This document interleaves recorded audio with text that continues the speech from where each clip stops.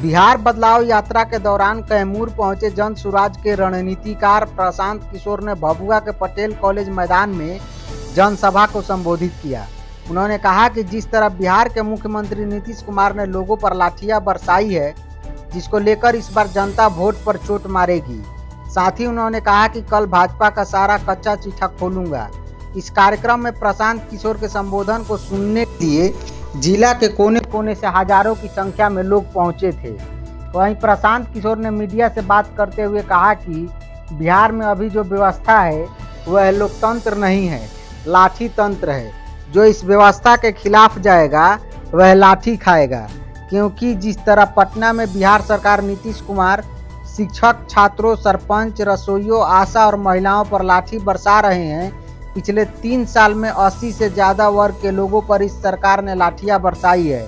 वह तो जन सुराज का आंदोलन है जो पटना में लाठियां चलना कम हो गया है, जिसका जवाब इस बार जनता वोट पर चोट मार कर देगी और नीतीश कुमार का हमेशा के लिए सफाया कर दिया जाएगा।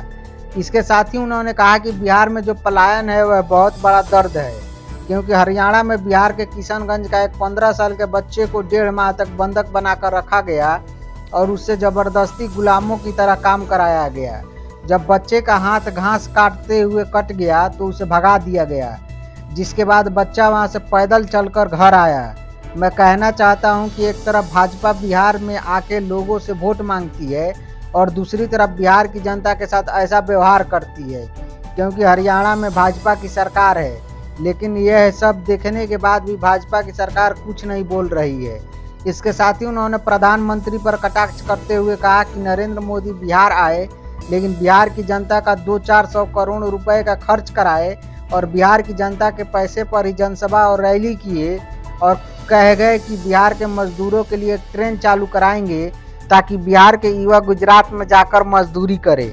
लेकिन प्रधानमंत्री ने ये नहीं कहा कि बिहार को फैक्ट्री कब देंगे, पलायन कब खत्म करेंगे। बिहार की जनता मांग कर रही है कि हमें बस या ट्रेन नहीं चाहिए, हमें विकास चाहिए, रोजगार और सभी सुविधाएं चाहिए। आज भारत में ट्रंप ने जो 50% टैरिफ लगाया है, जो चाइना के बाद भारत में ही सबसे ज़्यादा टैरिफ लगाया गया है। एक तरह भाजपा अपने आप को विश्व गुरु कहता है और भाजपा के लोग कहते हैं कि ट्रंप भी मोदी से डरता है, लेकिन आज वहीं ट्रंप ने भारत पर 50% टैरिफ लगा दिया है। जो अभी व्यवस्था है वो लोकतंत्र नहीं है, वो लाठी तंत्र है। जो भी व्यवस्था के खिलाफ खड़ा होगा उसको सरकार लाठी से मारेगी। ये कोई पहली घटना नहीं है, ये तो जन सुराज के आंदोलन के बाद से पटना में लाठी चलना कुछ कम हुआ है। वरना पिछले 3 बरस में कम से कम 80 से ज्यादा अलग अलग वर्गों पर नीतीश कुमार ने लाठी चलवाई है। वो चाहे आशा हो, मुखिया हो, सरपंच हो, रसोईया हो, शिक्षक हो, जितने भी लोग जिनका पेपर लीक हुआ, जो भी गया आवाज उठाने, उस पर नीतीश कुमार ने लाठी चलवाया है। लेकिन अब सिर्फ 3 महीना रह गया है, लोग तैयार बैठे हैं। आपने अभी सुना, एक आदमी नीतीश को हटाने के लिए तैयार बैठा है। उन्होंने जो लाठी चलवाई है, जनता वोट का चोट मारेगी कि हमेशा के लिए यहाँ से हट जाएंगे।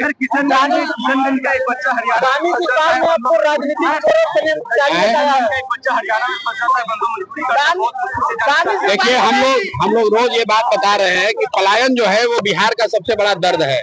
किशनगंज के एक 15 साल के बच्चे को हरियाणा में करीब 1.5 महीना तक उससे एक तरह से गुलामों की तरह मजदूरी कराई गई।